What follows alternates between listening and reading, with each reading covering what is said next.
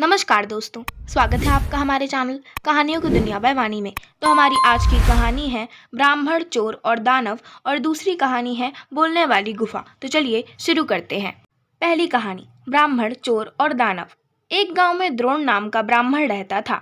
वह बहुत गरीब था। न उसके पास पहनने के लिए अच्छे कपड़े थे और ना ही कुछ खाने को था। ब्राह्मण जैसे तैसे भिक्षा मांगकर अपना गुजारा कर रहा था। उसकी गरीबी को देखकर एक यजमान को उस पर दया आ गई। उसने द्रोण को बैलों का एक जोड़ा दान में दे दिया।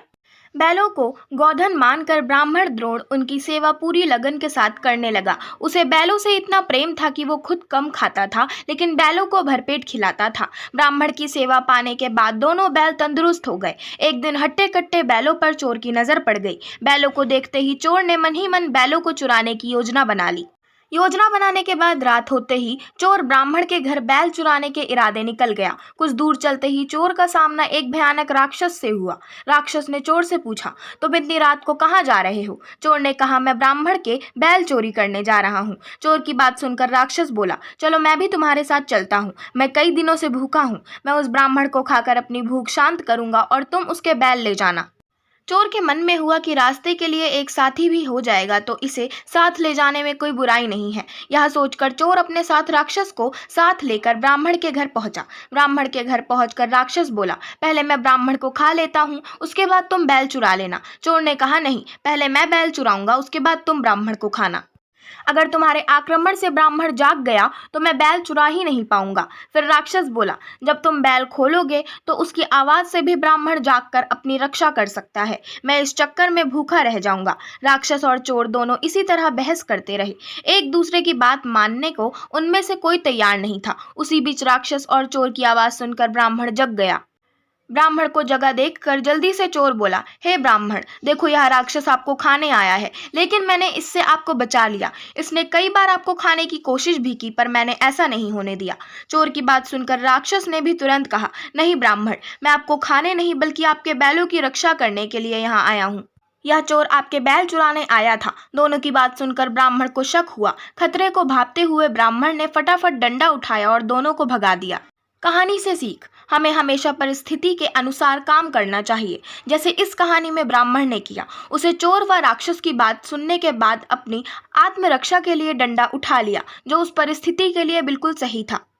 दूसरी कहानी, बोलने वाली गुफा। बहुत पुरानी बात है, एक घने जंगल में बड़ा सा शेर रहता था। उससे जंगल के सभी जानवर थर थर कांपते थे। वह हर रोज जंगल के जानवरों का शिकार करता और अपना पेट भरता था। एक दिन वह पूरा दिन जंगल में भटकता रहा, लेकिन उसे एक भी शिकार नहीं मिला।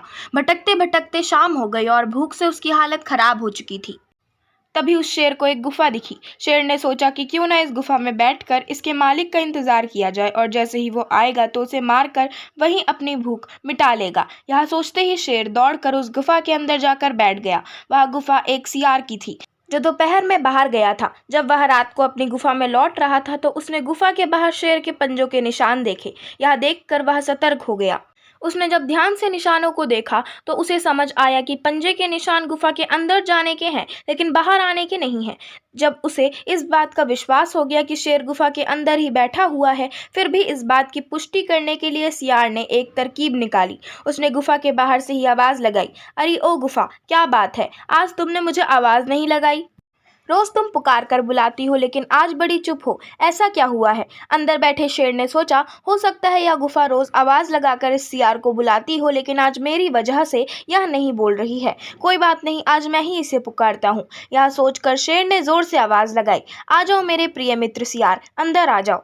इस आवाज को सुनते ही सियार को पता चल गया कि शेर अंदर ही बैठा है। वो तेजी से अपनी जान बचाकर वहां से भाग गया।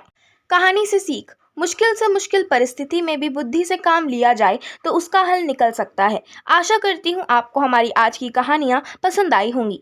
अगर आपको हमारी आज की कहानियाँ पसंद आई हों तो हमारे चैनल को सब्सक्राइब करें, वीडियो को लाइक करें और बेल आइकन दबाना ना भूलें। धन्यवाद।